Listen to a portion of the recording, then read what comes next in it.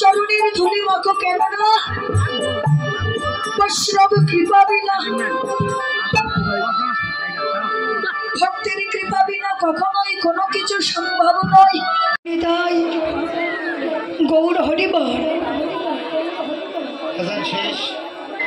যোগপীঠ শ্রীধাম নবদ্বীপ শ্রীবাস অঙ্গ 2 নম্বরটা একটু টন বেড়ে মহাপ্রভু গৌরাঙ্গ সুন্দরীর অপরাহ্নকালীন লীলা।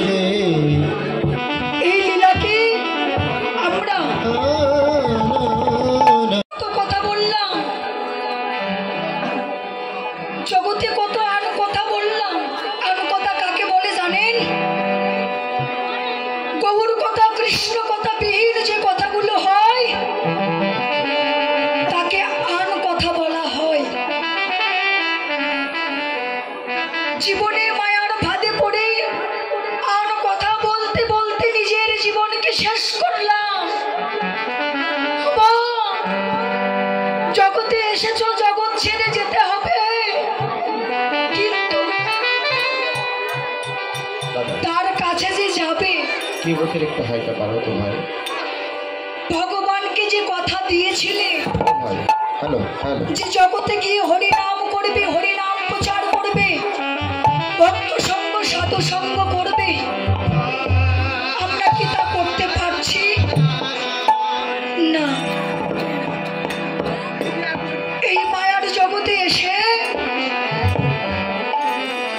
এই মায়ার লালসার ফাঁদে পড়ে যারা কিনা আপন নয়, যাদের সঙ্গে আমাদের কোনো সম্বন্ধ নেই, তাকে সারাটা জীবন আপন করে বুকে ধরে রয়েছি। ওমা,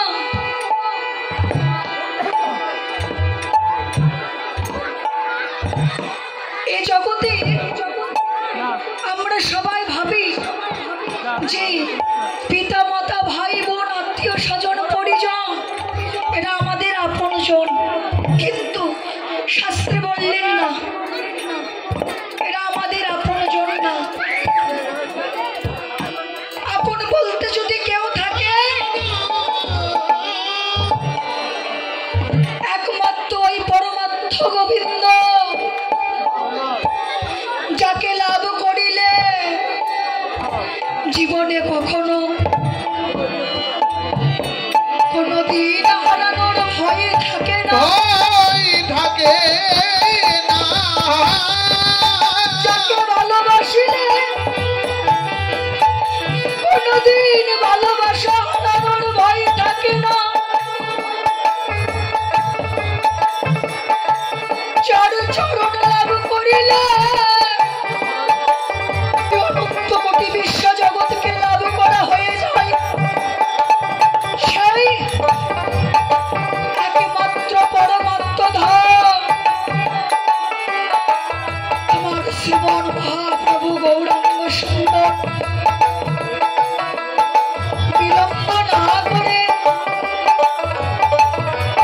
সকাল সকাল হরিনাম করো, ভক্ত সঙ্গ করো, কেননা শাস্ত্রে বললেন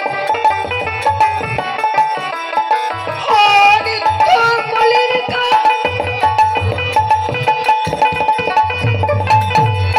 জীবের মুখে নাই কৃষ্ণ নাম, অসত কথাই সতত বাবা হইয়া মায়ার দাস করি নানা অভিলাষ বিষাদন্তে যাইছে জীবন মিথ্যা কামনা বাসনা মায়ার ফাঁদে পড়ে জালে পড়ে আগে আমরা বসে রয়েছি, কিন্তু ভগবান বললেন ভক্তজনা আমি ভক্তের নিকটে কোনো ধন চাই না,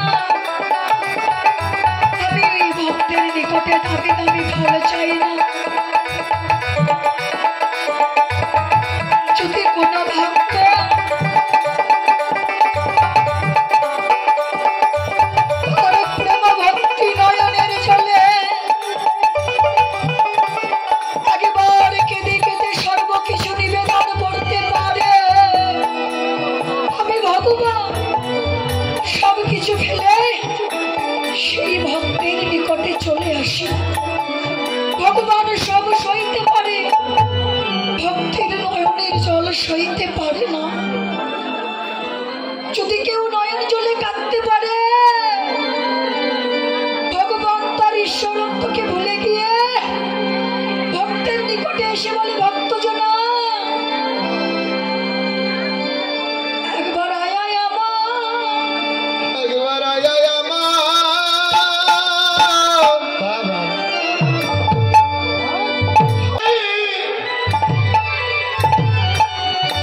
ও বকে আই রে, আমি ভক্তের বক্ষ বড়,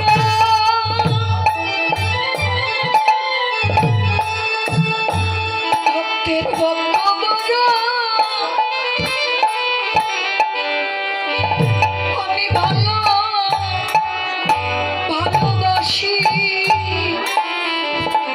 তোমরা একবার আয় আয়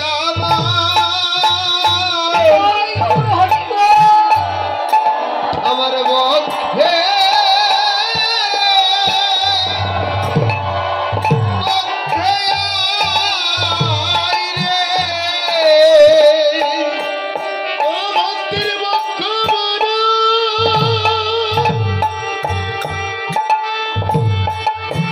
ওরে বক্ষ বড়,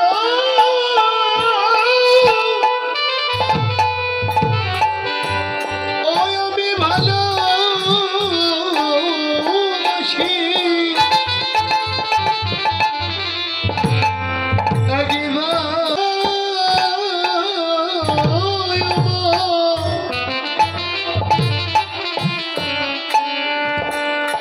বক্ষে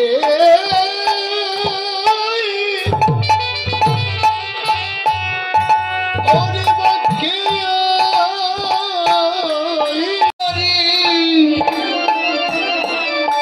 আমার স্থাপিত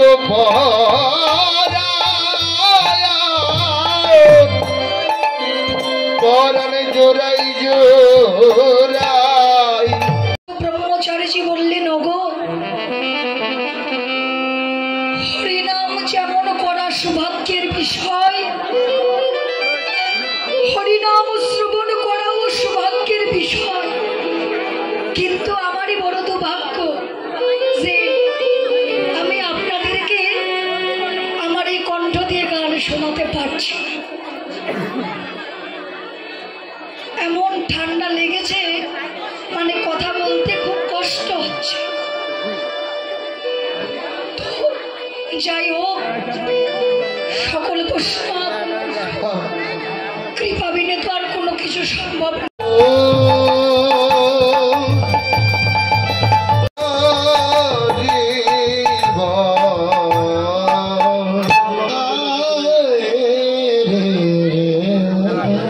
এমন সৌভাগ্যের উদয় আমাদের হবে না গো। আজ বড় ভাগ্য বলে, সাধনা সুকৃতি বলে আমরা এমন ভক্ত সঙ্গ করবার সৌভাগ্য পেয়েছি। তাই আত্ম অভিমানের আসন পরিত্যাগ করো। আত্ম অভিমান নিয়ে কখনোই প্রভুর কৃপা লাভ করা যায় না। ভগবান সব সইতে পারে, ভক্তের আত্ম অভিমান সইতে পারে না। কাছে যাকে পায়, ভগবান নিজেই বললেন, আমা হইতে আমার নাম বড়, নাম হইতে আমার ভক্ত বড়, ভক্ত হইতে ভক্তের চরণের ধুলি বড়।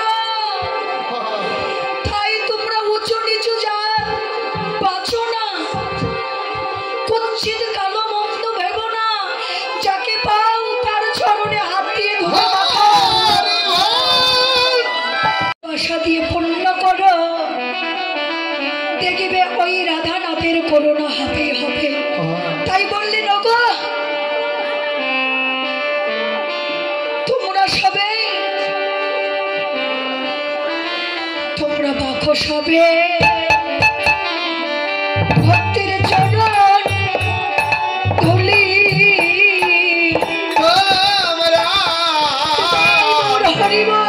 তোমরা বাখস হবে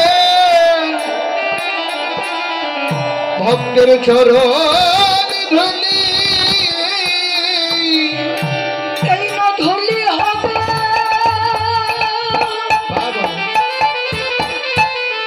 ভক্তের চরণ ধুলি হবে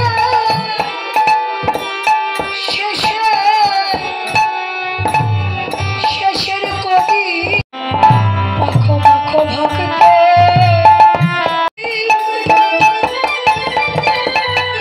বৈষ্ণব চরণ ধুলি হবে শেষের সম্মান তোমরা মাখো মাখো ভক্তে চরণ ধুলি ওই ধুলি হবে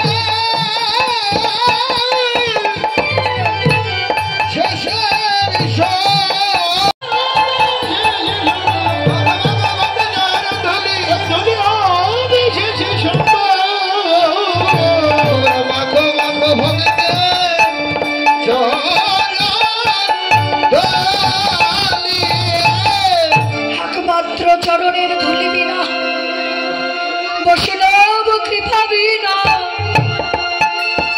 কখনোই দয়াময়ের করুণা হয় না।